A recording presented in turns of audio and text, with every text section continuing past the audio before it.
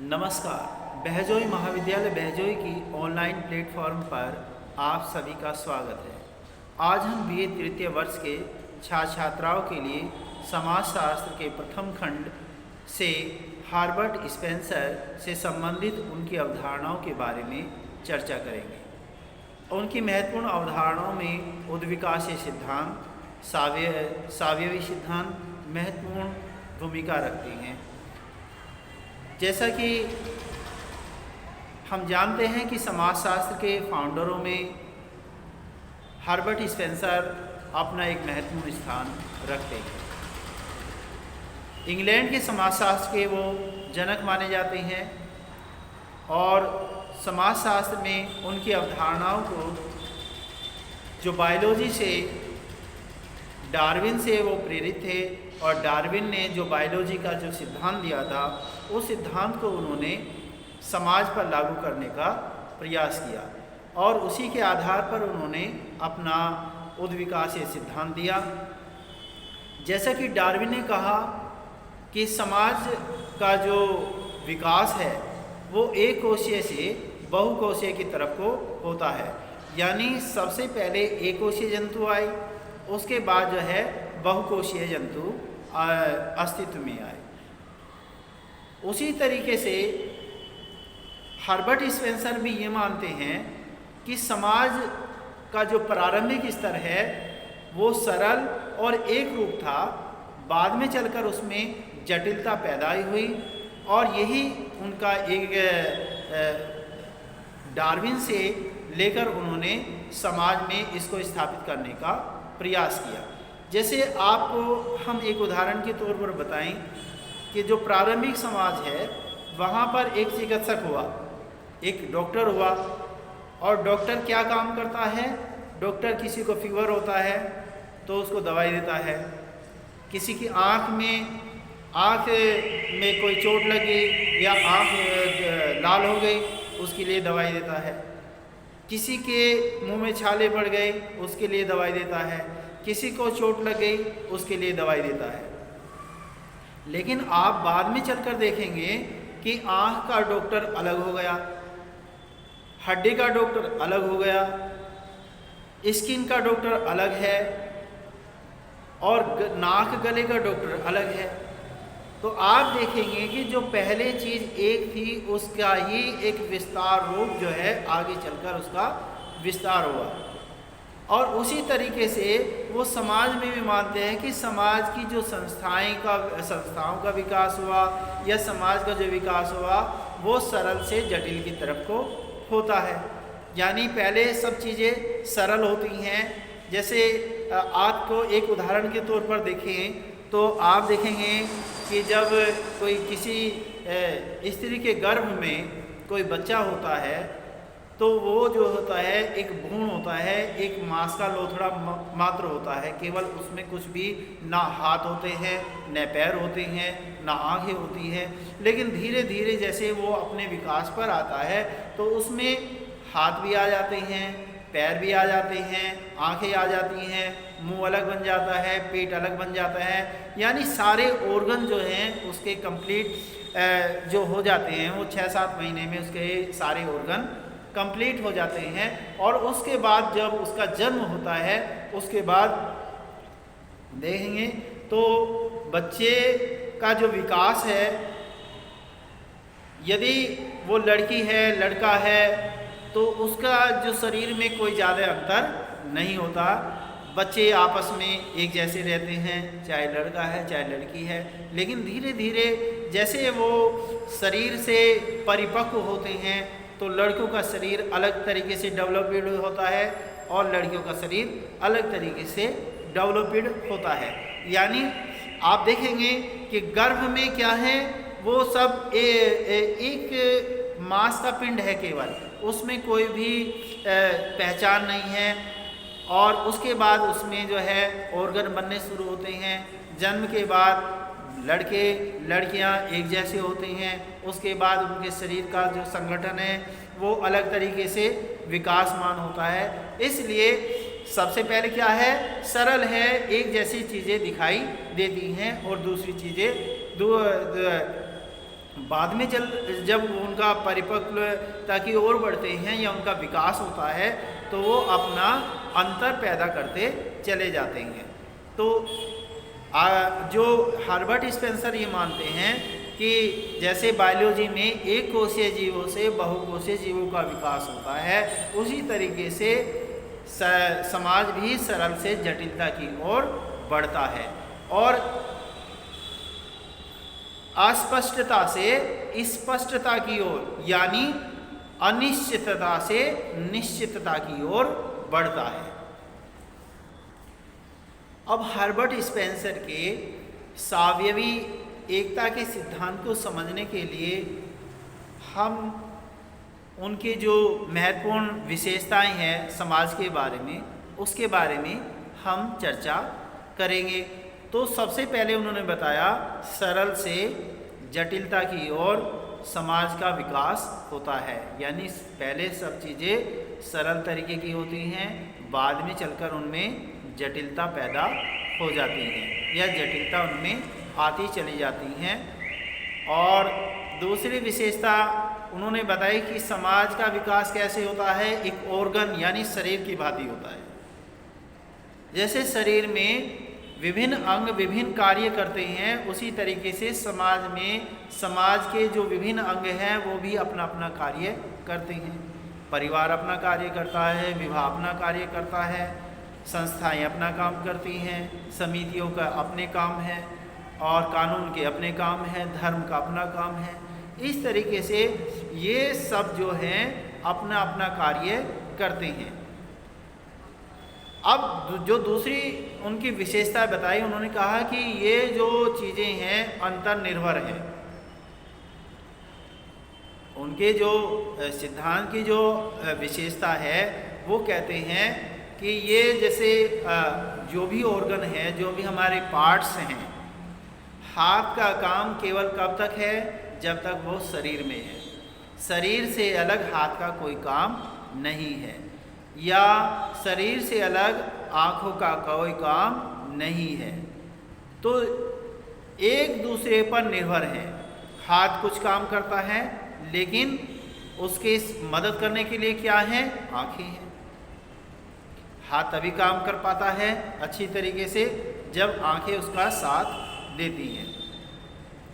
पैर कब तक चल पाएंगे, जब तक उसको भोजन मिलेगा, सही तरीके से भोजन मिलेगा, पेट उनमें ऊर्जा पैदा करेगा और आँख उनको रास्ता या राह दिखाएगी, तो वो अपना कार्य कर सकते हैं।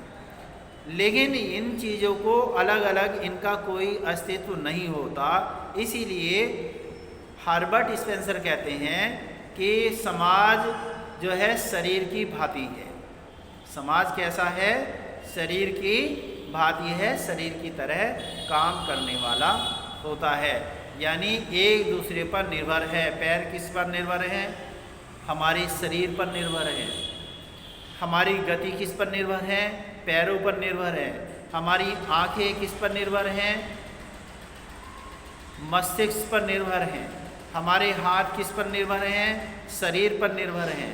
और इनका एक अपना ही स्ट्रक्चर होता है, और जहाँ पर जो इनका कार्य है वहाँ पर ये कार्य करते हैं, लेकिन कार्य करने के साथ साथ इनकी एक दूसरे पर अंतर्निर्भरता होती है, एक दूसरे पर डिपेंड होते हैं।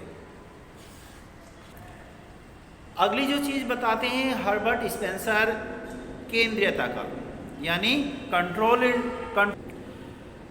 केंद्रीयकरण या कंट्रोलिंग का। तो हमारा शरीर किससे कंट्रोल होता है, हमारे मस्तिष्क से कंट्रोल होता है। समाज किससे कंट्रोल होता है, समाज के कंट्रोल करने के लिए भी संस्थाएं बनी हुई हैं। अदालतें हैं, पुलिस है, सेना है या कानून है, ये समाज में कंट्रोल का काम करते हैं। जिस एक उदाहरण के तौर पर हम देखें तो जैसे हमारे शरीर में कोई व्याधि आती है, कोई बुराई आती है, तो बुराई या कोई बीमारी है तो उसको डॉक्टर ठीक करता है।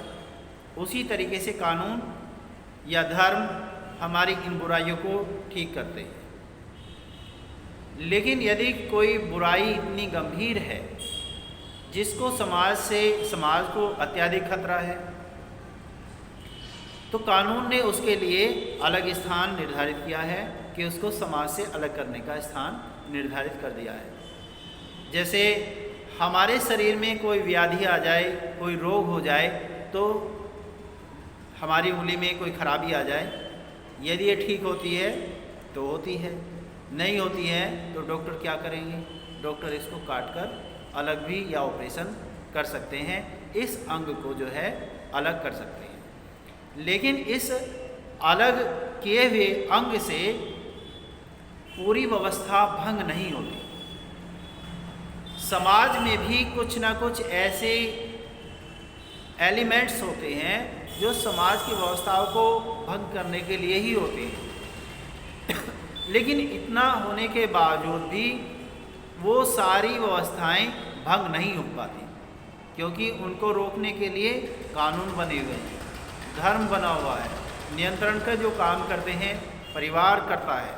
जैसे हमारे शरीर में हमारे शरीर को निर्देश देने का काम कौन करता है? मस्तिष्क करता है। उसी तरीके से समाज में संस्थाएं जो हैं वो निर्देश देने का काम करती हैं सामाजिक व्यवस्थाओं में। शरीर के किसी अंग में विकार आ जाने पर सारा शरीर जो है नष्ट नहीं किया जाता। उसी तरीके से समाज में कोई संस्था यदि उचित कार्य नहीं कर रही है या कोई व्यवस्था उचित कार्य नहीं कर रही है तो उससे संपूर्ण समाज की व्यवस्था भंग नहीं होती, केवल उसी व्यवस्था को अलग कर दिया जाता है। संस्थाओं में परिवर्तन आता है, संस्थाएं यदि वो भंग कर दी जाती हैं तो उसका वही अर्थ है जिस तरीके से शरीर में कोई अंग खराब होने पर डॉक्टर उस शरीर को अलग कर देता है। तो समाज में जो उसकी बुराइयों को दूर करने के लिए कानून बने हुए हैं, परिवार जैसी व्यवस्थाएं हैं, धार्मिक जैसी व्यवस्थाएं हैं जो समाज में नियंत्रण का काम करती हैं। जैसे हमारे शरीर में मस्तिष्क काम करता है, हमारे शरीर को निर्देश देने का या हमारे शरीर को गतिमान करने का निर्देश मस्तिष्क से प्राप्त होता है। अगली विशेषता है कि संपूर्णता। आप ये हर्बर्ट स्पेंसर ने शरीर के आधार पर समाज की तुलना की है। समाज क्या है? एक ऑर्गन है, ऑर्गन की तरह है, ना कि शरीर है बल्कि और एक शरीर की भांति है। भांति का मतलब वो शरीर नहीं है, वो बिल्कुल कि उसको हम शरीर समझ ले, लेकिन वो शरीर की भांति ही है। और उसमें क्या होती है? निरंतरता या संपूर्णता पाई जाती है। हाथ का काम शरीर से अलग कुछ भी नहीं है, मुंह का काम इस शरीर से अलग कुछ भी नहीं है, पैरों का काम इस शरीर से अलग कुछ नहीं है। इसलिए ये संपूर्णता में ही अपने काम कर सकते हैं। शरीर में यदि पैर हैं तो वो काम करेंगे, शरीर में हाथ हैं तो काम करेंगे, शरीर से अलग वो कोई काम नहीं कर सकते। यदि हम हाथ को इसके बोल्ट या इसकी हड्डी निकाल कर अलग रख दें तो हाथ का कोई काम नहीं रह जाएगा, हाथ यानी डेड हो जाएगा। वो तब तक काम कर सकता है जब तक वो हमारे शरीर में चिपका हुआ है, हमारे शरीर में लगा हुआ है, उसको एनर्जी मिल रही है, उसको जो हमारे उधर से जो भोजन से हमें ऊर्जा मिलती है, हमारी आँखों को ऊर्जा मिलती है, हमारे शरीर को ऊर्जा मिलती है, और जो सेल्स हैं वो नष्ट हो जाती हैं, उन सेल्स को बाहर निकालने का काम होता है, कूड़ा कचरा बाहर निकालने का समाज में। उसी तरीके से ये जो शरीर है या ये जो समाज है ये संपूर्णता में ही काम करता है, अलग अलग कोई काम इसका नहीं है। दूसरा जो इसकी निरंतरता, कंटिन्यूएशन, यानी शरीर जिस तरीके से कंटिन्यूअस काम करता है जब तक शरीर है तब तक वो काम करता है, तब तक समाज भी उसी तरीके से काम करता रहेगा, क्योंकि शरीर उसकी जो बुराइयां आती हैं उनको दूर करने की संस्थाओं का निर्माण किया गया है, कानून का निर्माण किया गया है, परिवार का निर्माण किया गया है। यदि उनमें कोई बुराई आती है तो उन बुराइयों को दूर कर लिया जाता है, इसलिए समाज में निरंतरता बनी रहती है। अगला जो है विभिन्न इकाइयों का योग। शरीर, जैसे हमारे शरीर है, ये क्या है, ये शरीर किससे मिलकर बना है? हाथों से, पैरों से, मुंह से, पेट से, या जितने भी अंग हैं उनसे मिलकर ये शरीर बना है। समाज भी किनसे बना है? परिवार से, व्यक्तियों से, समूह से, संस्थाओं से, समिति से, प्रतिष्ठा से, पदों से, परिस्थिति से, भूमिका से, इन सब से मिलकर जो है समाज का निर्माण होता है। हर्बर्ट स्पेंसर ने, अब बात आती है, हर्बर्ट स्पेंसर ने समाज को मुख्य रूप से दो भागों में विभाजित किया है। जो मॉडर्न समाज है उसको उन्होंने औद्योगिक समाज कहा है, और जो प्राचीन समाज है उसको उन्होंने सैनिक समाज कहा है। सैनिक समाज का तात्पर्य है जो प्राचीन समाज है जिसमें शक्ति का अत्यधिक महत्व है, शक्ति के आधार पर ही सब कुछ होता है। लेकिन मॉडर्न समय में औद्योगिक जो कारखाने हैं, काम हैं, टेक्नोलॉजी है, उनको जो उन्होंने औद्योगिक समाज कहा है। हर्बर्ट स्पेंसर को एक व्यक्तिवादी विचारक माना जाता है। वो राज्यों के कार्यों को ज़्यादा महत्व नहीं देते, वो केवल राज्यों को, कार्यों को, उन चीज़ों को महत्व देते हैं कि राज्य को केवल वही काम करने चाहिए जो आवश्यक है। यानी समाज में शांति व्यवस्था का काम जो है वो राज्य का है, और समाज में जो भी उन्नति का काम है वो व्यक्ति का स्वयं का है। यानी वो व्यक्तिवाद की भावना से प्रेरित थे। वो जो मॉडर्न समय का जो समाजवादी चेहरा है या चिंतन है उसको उन्होंने आधार नहीं दिया, बल्कि उन्होंने व्यक्तिवाद को आधार बनाया, और उन्होंने कहा कि राज्य को केवल अपने वही आवश्यक कार्य करने चाहिए, बाकी व्यक्ति जो है उसे क्या करना है, क्या करना है या क्या उसे बनना है, ये अधिकार उस व्यक्ति का स्वयं का होता है, और स्वयं ही उसको विकास करना चाहिए।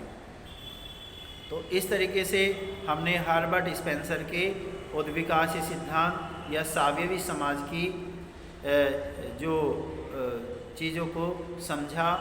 इसके साथ उन्होंने समाज को, जो प्राचीन समाज है उसको उन्होंने सैनिक समाज बताया, जो मॉडर्न समाज है इसको उन्होंने औद्योगिक समाज बताया।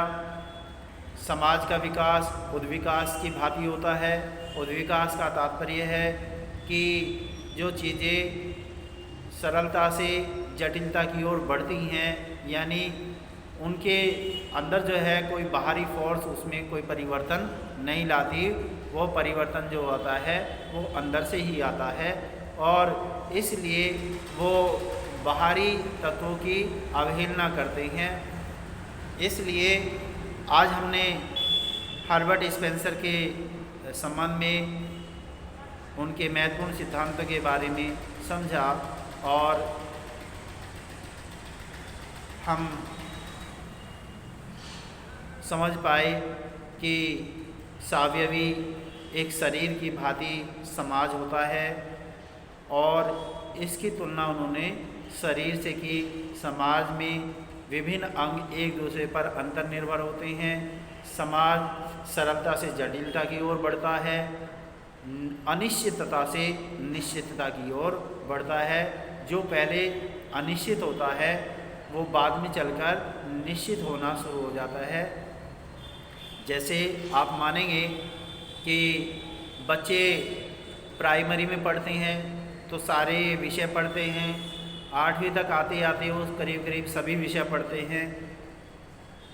इंटर या हाई स्कूल में उनको सब्जेक्ट चयन करने का अवसर प्राप्त होता है, बीए में चलकर उन पर और भी ये अवसर चयन करने का अवसर मिलता है, और जब उनको किसी विशेषज्ञता प्राप्त करने का आधार मिलता है तो हमारी जो एमए की क्लासें हैं उनमें केवल एक ही सब्जेक्ट दिया जाता है। इसलिए अब पहले क्या है, सब अनिश्चित है, उसी में भूगोल है, उसी में इतिहास है, उसी में हिंदी है, उसी में अंग्रेजी है, उसको सब चीज़ों का अध्ययन कराया जाता है। लेकिन आगे चलकर जो उसके लक्ष्य है वो स्पष्ट होता जाता है। तो समाज में भी ऐसा ही होता है कि समाज पहले अनिश्चितता से बाद में निश्चितता की ओर बढ़ता है। समाज पहले सरल होता है, बाद में वो जटिल होता चला जाता है। तो छात्रों, आप की कोई प्रश्न हो तो आप जो है कमेंट्स करके आप उनको पूछ सकते हैं। धन्यवाद।